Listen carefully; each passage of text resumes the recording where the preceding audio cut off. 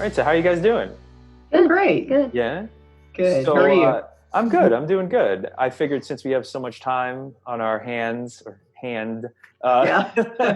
because of coronavirus, that I think it would be fun to talk to you guys today. So thanks for doing this. Great. Thanks for inviting us. Thank you. So my first question is to Patrick, and I guess to you too, Karen. How does it feel to be an international movie star? Good, I guess. Have you shown your friends the film? I've told them about it, yes. Yes. So you don't get recognized on the street or anything. No. Yeah.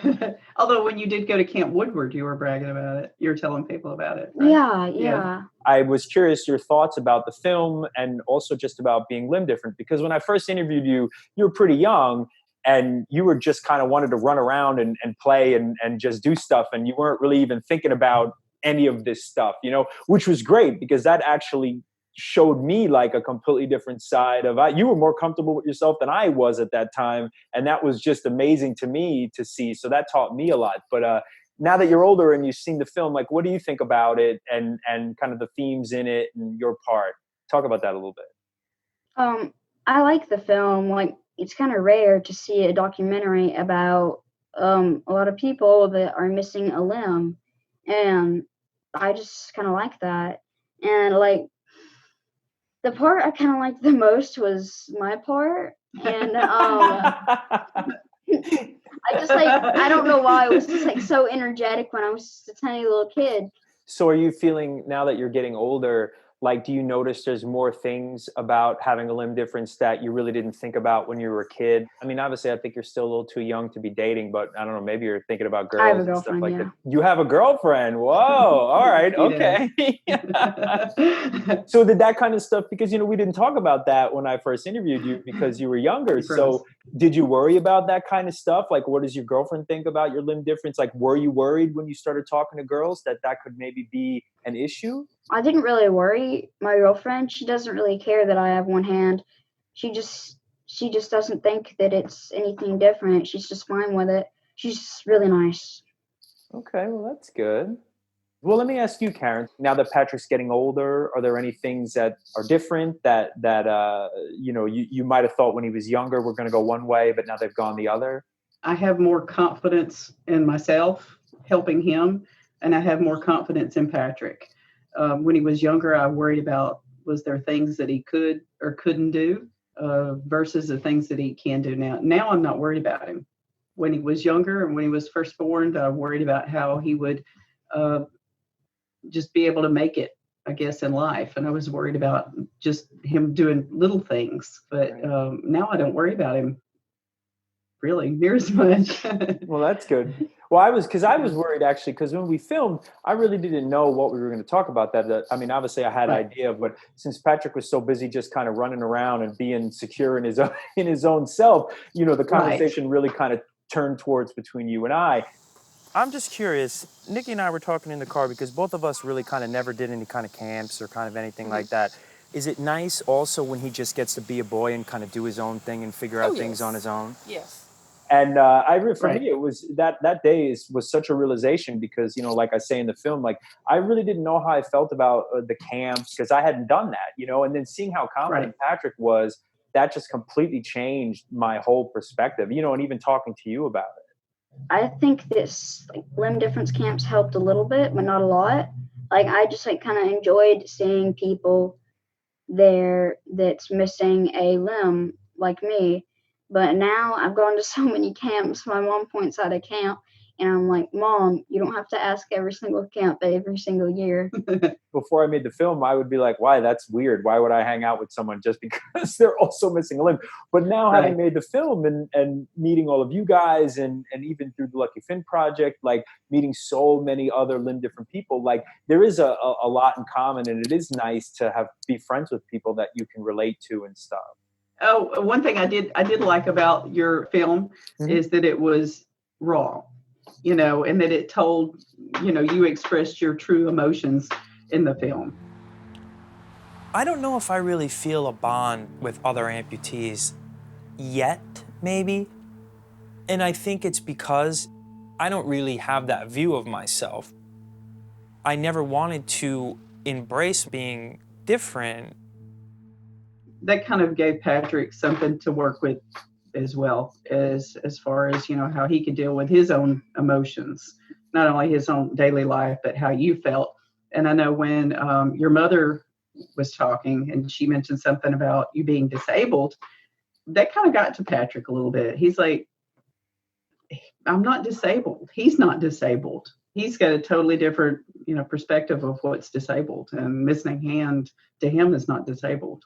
So is there anything that you've kind of encountered where it's harder to do with missing a hand and having a limb difference? The thing that I have most trouble with in everyday things, and this is like throughout anything, opening doorknobs when I have my left hand full. I would have to, like, if I couldn't, I would either try and accidentally drop all that stuff trying to open up the doorknob with my nub, or if it was like a lot of stuff, I'd have to put it down, and then it's like really heavy, and then I have to pick it back up after I opened up the door, and then I have to put it down again to close the door, kind of. Yeah, well, I have to do the same thing. That's the one thing that it's the little things, I think, that are the toughest sometimes. You know, I can build and race a car and ride a motorcycle and play musical instruments, but then it's like holding a bunch of stuff in my left hand and not being able to open the doorknob without setting it down. Also, you're not old enough to drink coffee yet, but when I go to office, I hope not. I hope you're not drinking coffee. I started drinking coffee at like 3 years old. What? Oh, Yes. really? Okay. I was going to say about the coffee, like a lot of times if I'm working in an office and it's raining, I know that I pretty much can't get coffee that day because I can't hold the umbrella and the coffee. So I'll end up spilling it all over myself. So it's pointless. But I understand what you're saying. Though. We're going to get you an umbrella hat. Yeah, I know. Well, sometimes I was like, I should invent some kind of umbrella that has like a coffee cup holder, you know, like you have a cup holder in a car. I'm like, nobody's invented that yet. Right. So do you still have, or do you still fit into that shirt that you wore in the film? How's it going, buddy? Good.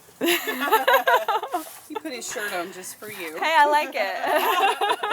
Wow. Hold on, I gotta zoom in and get a shot of that. That's unbelievable. Yeah, I actually do. Do you? I still fit it. Yes. It's still a little bit too big for me. That's He should have funny. worn that today. I was wondering, because every time somebody sees the film, that's one of the things that they mention the most is like, oh my God, that shirt is amazing. Like, I can't believe you wore that shirt. It's great. It's such a great shirt. That's awesome. You know that April is Limb Difference Awareness Month, right? Mm-hmm. So what does limb difference awareness mean to you? Do you think it's about maybe showing other people that you're capable of doing things? Do you think it's about changing perceptions? I like in Limb Difference Awareness Month, I think that people should just show people that they can do this thing that they thought that they couldn't do, and just like expose to the world that they have a limb difference. Because it's important, right? It's important to let people know and not hide it, right? Yeah, really important. Mm-hmm. Like some people, like really mean kids, like a long time ago when I was a little kid, kids were like bullies to me because I have one hand. One little kid, I was at a restaurant, and he said, "Your hand looks like a freak." And I got really offended by that, and I said, "Don't say that. That offends me." He said, "Why? Your hand looks like a freak." And he started yelling that. I don't think that whenever people call other people a freak and they have like a limb difference, I don't think that they know what it feels like. When you encounter things like that now that you're older, how do you handle it? Like, what's the way, how do you go about it? I mean, to try to educate people, but also show that, you know, it might hurt your feelings, the way people say things like that. Usually, I just say, please don't do that. That hurts. And just like, if you do that, it feels like I'm punching you in the nose and breaking your nose. That's what it feels like to me.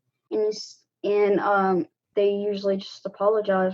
I think for the most part, the town we're in is such a small town that everybody already knows Patrick. So he really doesn't have a hard time here. You know, if we go out of town, you get the looks and stares that anybody would, you know, look and stare at somebody that's a little bit different. Usually, like, if someone stares at me, I just wave at them with my little hand and I go, "Hi." Yeah. That's great. Well, no, with Patrick, you know, he was born that way. So that's all he's ever known. And even if he's pointing to something, he uses his nub or his little hand. And if he's waving at somebody, he waves with his little hand, his nub. Yeah. So that's what he does right there in the corner. You see that? I think that's important. I think the confidence is what's really important. I think when the more secure you are in yourself, at least I've found, then the easier it is to kind of deal with situations like that. Because if you know you're cool and you know you can do everything, then what does it matter if somebody stares at you and thinks something, or thinks less of you? Because what matters is what you think of yourself, right? Right. Yeah. Well, thanks for doing this, guys. It's great to see you. It's been a long time. I mean, I haven't seen you. I haven't seen you guys in real time in 5 years, probably. I think.